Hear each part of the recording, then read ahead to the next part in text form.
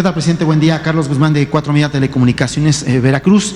Pues de inicio, ayer se le tocó el tema de la Suprema Corte, pero yo sí quisiera hacer énfasis nuevamente en el tema, ya que el día de antier, en esta Feria del Libro de Guadalajara, pues también se hablaba del tema que se tocó ayer de la…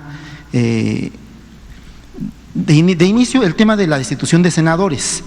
Por ahí un ministro hablaba de que se podría destituir a senadores, sin embargo, Santiago Krill, curiosamente, pues le corrige la plana, diciéndole que este tema no puede ser tocado, derivado de que los cargos de senadores y de diputados pues son de elección popular, por principio de cuentas, no son designaciones como las que usted hace. Y dos, porque es facultad exclusiva de la Cámara de Diputados formular juicios políticos. Es consultarle de inicio su opinión respecto a ese tema, presidente. Pues es eso, son poderes independientes, autónomos. No puede un poder situarse por encima de los demás. No puede haber un supremo poder conservador, como quisieran algunos. Sería como el regreso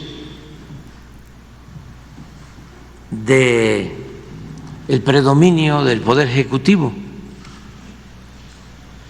Así era el régimen porfirista y también revolucionario, que no cambió. Se hablaba en la Constitución de 3 poderes, pero en la práctica el poder de los poderes era el ejecutivo. El poder judicial y el poder legislativo eran apéndices, estaban subordinados al ejecutivo. Los ministros eran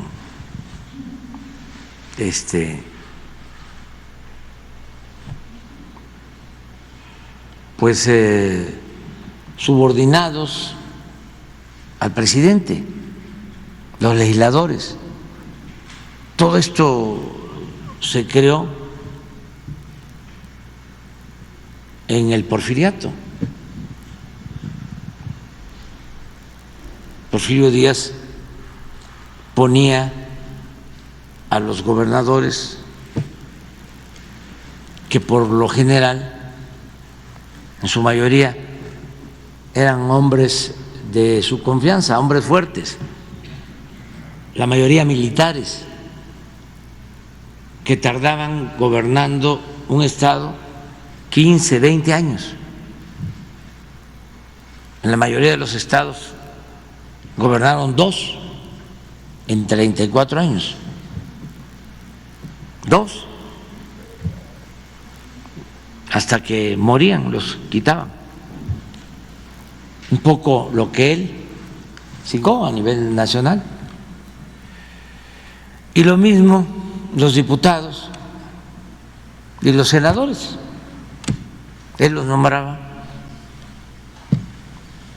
Se sabía de antemano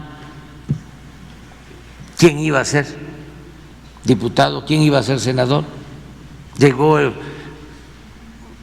la situación a ser tan especial porque, como siempre se reelegían, ya no quedaban lugares, siempre eran los mismos. Hay un ensayo de Alfonso Reyes sobre su maestro de la Escuela Nacional Preparatoria,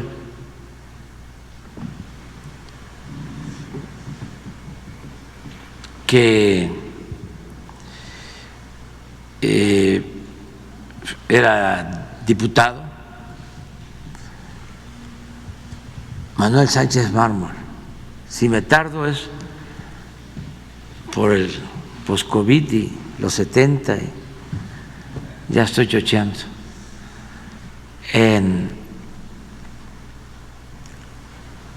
Y dice que su maestro, que habían, igual que Porfirio, ¿no?, habían participado en el movimiento de reforma, en la defensa de la República cuando la intervención francesa,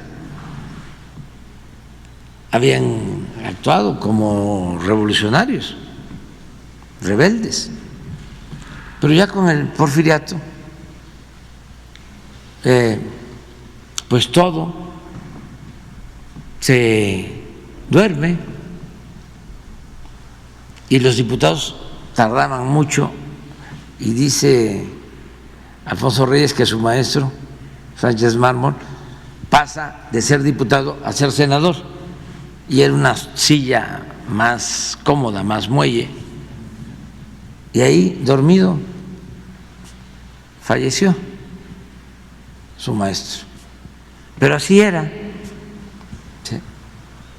Entonces, también esa es una diferencia con relación a Madero, de Porfirio Díaz a Madero. Porfirio Díaz sabía de antemano quién iba a ser diputado, senador. Es más, se pasaba el tiempo de la elección y Chavero, por ejemplo, ¿no?, recuerdo, entró de diputado ya después de que había pasado la elección. Se respetaba la Constitución en la forma, pero se violaba en el fondo. Entonces, todo eso se trasladó, porque más 36 años, se traslada después de la Revolución. Ni la Revolución pudo con eso, cambiar eso. La Revolución indudablemente logró cambios en el terreno económico y social, pero en el terreno político no. Se quedó pendiente la demanda de Madero de sufragio efectivo, no reelección, sobre todo lo de sufragio efectivo, voto efectivo, democracia efectiva. En eso no se avanzó. Por eso don Daniel Cosío Villegas, y siempre lo repito, comentaba de que ya no estaba Porfirio, pero se había quedado doña Porfiria. Y no hay democracia, y lo mismo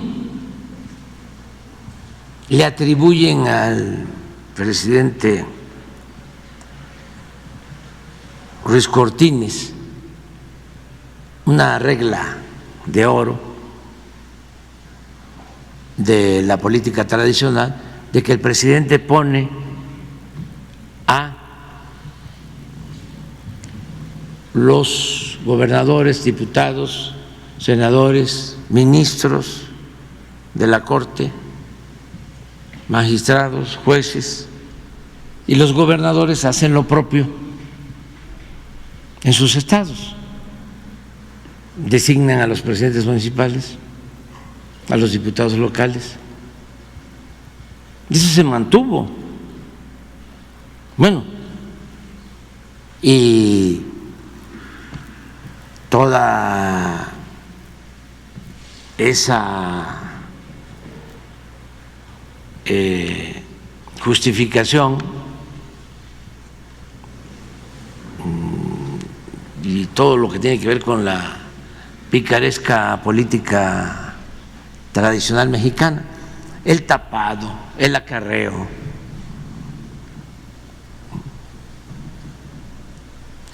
el besamano,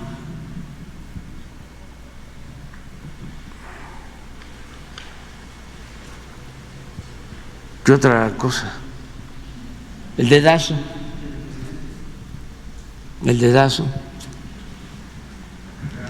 la cargada,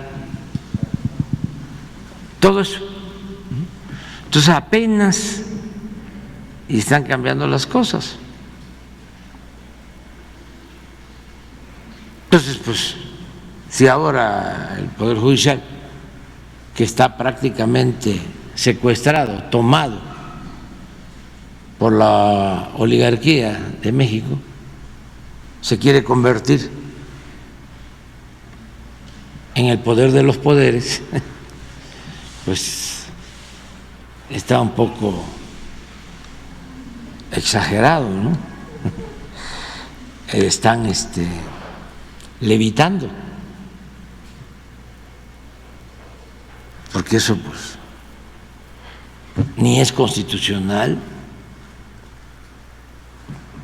es antidemocrático, ni lo va a permitir el pueblo.